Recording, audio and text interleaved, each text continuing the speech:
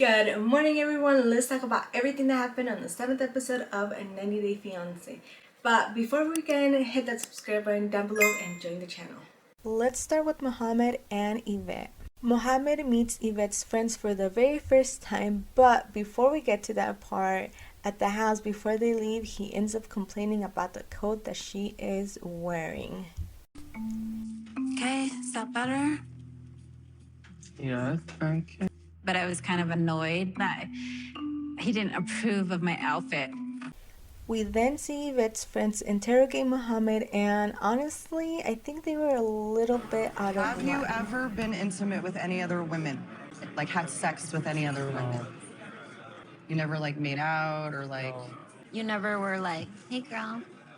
Hey, how you doing? Like, have you ever watched porn? In Egypt, no one never will ask this kind of question. She's sitting, talking about sex, talking about, are you watching porno or not? You and me both, Mohammed. I would never ask anybody that type of question. That is none of my business, but hey. Her friends let Mohammed know that telling her what she can and cannot wear is a way to have control, and he basically lets them know that they are not going to change his mind. And then he says this about them. Talking about that, not going to change my mind. They having their poops hanging out and they don't want anyone judge there, but they were judging me the entire time. So, after the dinner with her friends, Yvette and Mohammed end up having an argument. You told me I'm going to change myself. No, I'm sick of being judged myself, too. Like, I can't even put on a dress that I think is nice without you being, like, giving me... I told him I would only drink on special occasions. And I cleaned out my closet for things that I know he wouldn't approve. Are you going to choose a bikini over me?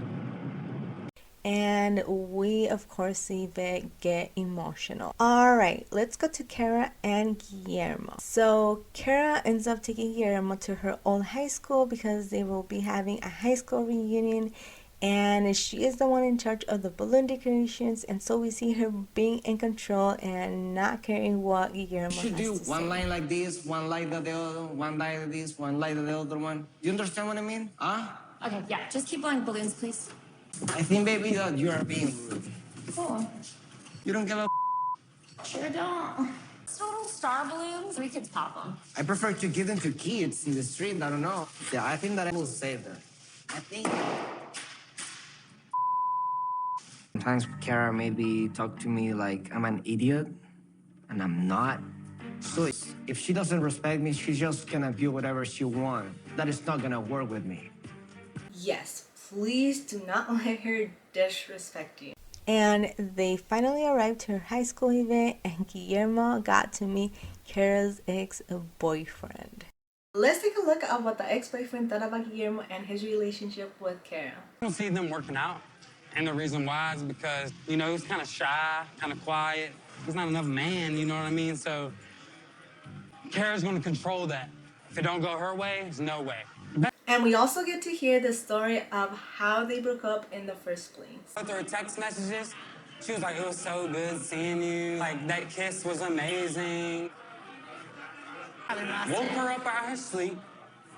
Said, what is this? Through the phone, I left. So after hearing that story, Guillermo asks her how many times she has cheated, and she says maybe twice. Oh, but she lets him know that she will not be cheating on him. And then we hear Guillermo say this. Words became actions. You like to talk a lot of then you don't do anything. That thing, just to let you know, it could make us have big problems. Now let's go to Miona and Jibri. Jibri takes Miona to meet his grandmother for the very first time. Let's take a look at what she thinks about this couple. I want my grandson to be loved and happy and accepted as he is. I want patience, and I don't see Miona as being very patient. I'm hoping they can work things out, but I for them to be married within 90 days is really a stretch. So David calls Jibri about an opportunity, and when he asks Miona if she can get along with him, she says If he's this. disrespectful, I can be respectful to him. I'm actually hoping that David is going to cause the scene because that's how he's going to show his true colors. But then Miona uses going to Chicago as an excuse for her to get her dream wedding. Do you guys think that's fair? Do all this for you and go with you to Chicago, stay with you here with your parents. I want my beach wedding. Oh, if we go into Chicago, we have to have a beach wedding. That's what you're telling me. If we go to Chicago, we do. Okay, now to Emily and Kobe. After making Kobe sleep on his own, this is what Kobe thought about her kicking him out of the room. I didn't travel all this distance just to sleep by myself. Emily didn't take into consideration my feelings, and that bothers me a lot. I just want to stay positive. And then we see her say this. I want us all to sleep together. You know, I don't want him sleeping in the other room. But, like, I have to think of Coben, and I want him to be comfortable. It's his home. I like things a certain way. I'm a Virgo. I'm very, like, precise. I like it to be my way or the highway. Yes, girl. We can see that. Emily ends up finally leaving Kobe with his son, and it didn't go bad at all. But then he tries to feed him something right when Emily arrives home, and let's just take a look at this. I want him to try something from Cameroon. Man, what? Ground nuts. Ground nuts? Like peanut butter. I don't even eat that. Why? Because it's a choking hazard. Look how little they are. Okay, peanuts. I don't know if that would have been a good idea. I wouldn't have done that, but hey. Now to Binyam and Ari. So Binyam video chats with his sisters, and he basically tells them that he will be meeting Ari's sister and brother for the very first time. But he is worried that the family will judge him and think that he has cheated on her because of the problems in the past. And he also says that he's worried that they might not get married if things get bad. But the sisters say this. My sisters, they said, at least even if not working this relationship, Ari, at least she can help you above her green card. Like the idea to protect me.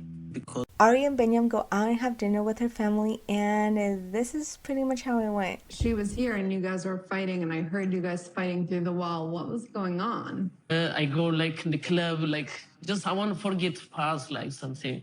Every time I ever called you on the phone, he wasn't there. I want to try like MMA fighting. I'd rather your dream morph into 10 more dancies and not the ring. So Ben, he can't work. You can't. You're not working. It's hard. Okay, so you're telling me that it's hard to go out and try and find a job? Okay.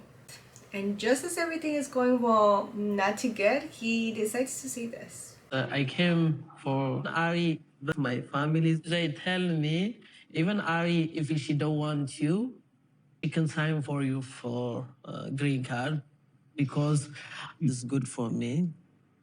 And let's take a look at their faces because, yeah, it was something.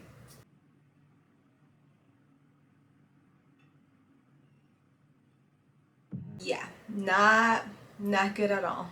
Last but not least, Bilal and Shaeeda. We see Bilal and Shaeeda have a date night, and he prepared a nice surprise for her. While on that date night, they have a heart-to-heart conversation.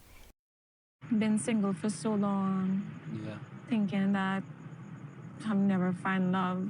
I have so much moments when I was just crying, like really frustrated, thinking that, okay, I'm never gonna find love. Marriage has been something I've wanted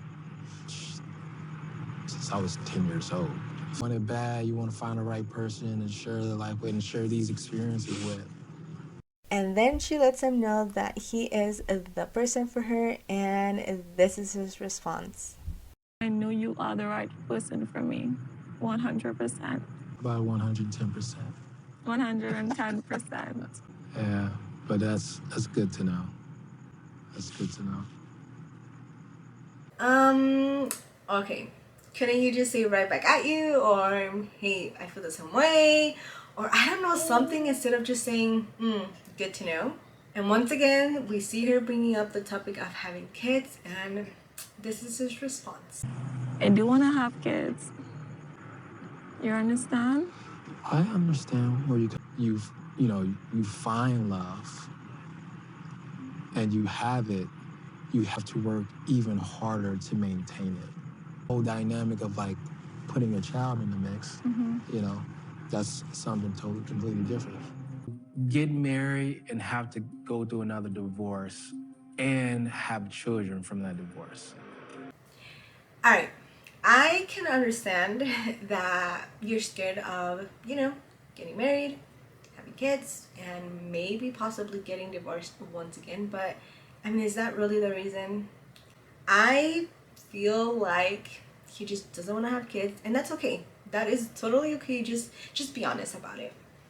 Anyways, this pretty much summarizes episode 7 of 90 Day Fiance. Thank you so much for watching, and make sure to subscribe down below for more videos. But before we go, let me know down below what you guys think about these couples. Are you guys on somebody's side? Do you guys have a favorite? Let me know down below.